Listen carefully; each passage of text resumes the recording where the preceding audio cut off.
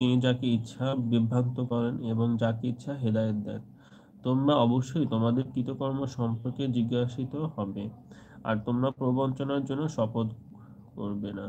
করলে দৃঢ়তার পর পা পিছলিয়ে যাবে এবং আল্লাহর পথে বাধা দানের জন্য তোমরা শাস্তি পাবে, আর তোমাদেরই জন্য রয়েছে মহা শাস্তি। তোমরা আল্লাহর সাথে যে ওয়াদা করেছো তা তুচ্ছ মূল্যে বিক্রি করো না।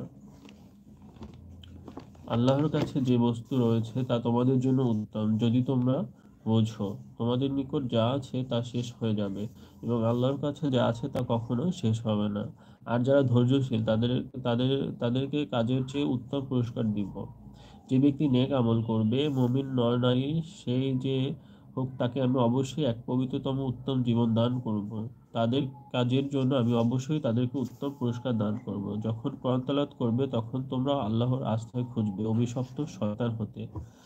যারা ঈমান এনেছে ও স্বয় রবের উপর নির্ভরশীল, তাদের উপর শয়তানের কোনো আধিপত্য নেই। তার আধিপত্য কেবল তাদের উপর যারা তাকে বন্ধু মানায় ও যারা আল্লাহর সাথে শরীক সাব্যস্ত করে।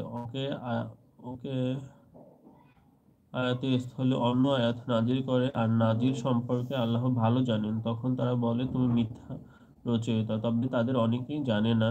বলুন, আমার রবের পক্ষে থেকে জিবরাইল সত্যসহ কোরআন নাজিল করেন। যারা মুমিন তাদেরকে দৃঢ় পথ যারা মুমিন তাদেরকে দৃঢ় পথ রাখার জন্য এবং হেদায়েত ও সুখবর মুসলিমদের জন্য।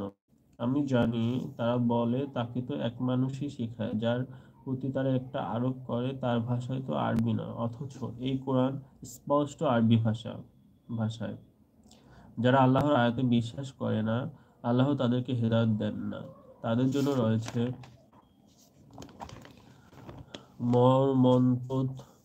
তন্তুত শাস্তি। মিথ্যা রচনা কেবল তারাই করে যারা আল্লাহর আয়াতে বিশ্বাস করে না, আর আর তারাই সম্পূর্ণ মিথ্যাবাদী। আর যে আল্লাহকে বিশ্বাস করে ঈমান আনয়ন করার পর তার উপর আল্লাহর গজব, তবে তার জন্য নয়, যাকে কুফরির জন্য বাধ্য করা হয় কিন্তু মনে ঈমান ভরপুর। মন কুফরির জন্য খোলা রাখে, তার উপর আল্লাহর গজব ও মহাশাস্তি। এটা এজন্য যে তারা পার্থিব জীবনকে পরকালের উপর প্রাধান্য দেয়, এবং এ কারণেই যে আল্লাহ তো অবিশ্বাসীদেরকে সুপথে পরিচালিত করেন না। এরাই তারা, যাদের অন্তরসমূহ এবং যাদের কর্ণ ও চক্ষুসমূহে আল্লাহ মোহর মেরে দিয়েছেন, আর তারাই প্রকৃত গাফিল। নিঃসন্দেহে তারা পরকালে ক্ষতিগ্রস্ত হবে। নিশ্চয়ই রব তো তাদের জন্য, যারা নির্যাতিত হওয়ার পর হিজরত করেছে, অতঃপর জিহাদ করেছে, ধৈর্য ধরেছে। নিশ্চয়ই আপনার রব এসবের পর তাদের প্রতি ক্ষমাশীল, পরম দয়ালু। স্মরণ করো যেদিন প্রত্যেকে আত্মপক্ষ সমর্থনের জন্য আসবে, প্রত্যেককে নিজ নিজ কর্মফল প্রদান করা হবে, তারা অত্যাচারিত হবে না। আল্লাহ একটা জনপদের উপমা দিতেছেন যা ছিল নিরাপদ, নিশ্চিন্ত এবং প্রত্যেক স্থান হতে যথেষ্ট পরিমাণ আহার্য সামগ্রী আসতো। তারপর তারা আল্লাহর নিয়ামত অস্বীকার করলো। ফলে আল্লাহ তাদের কৃতকর্মের কারণে তাদের ক্ষুধা ও ভীতির স্বাদ গ্রহণ করালেন। টিকা আয়াত নম্বর হচ্ছে 107-এ। আমি টিকা পড়ে 107-এর আয়াত। পূর্ণ আয়াতটির সারমর্ম এই: যারা ঈমান আনয়নের পর আবার আল্লাহ ও রাসূলের সাথে কুফরি করে, তাদের উপর আল্লাহ তাআলার গজব নাজিল হবে এবং কঠোর শাস্তি হবে।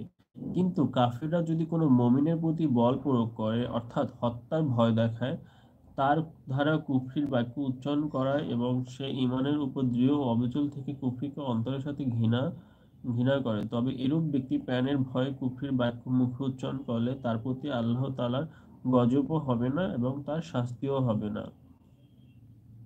টিকা আয়াত নং হচ্ছে 112 আয়াতের টিকা।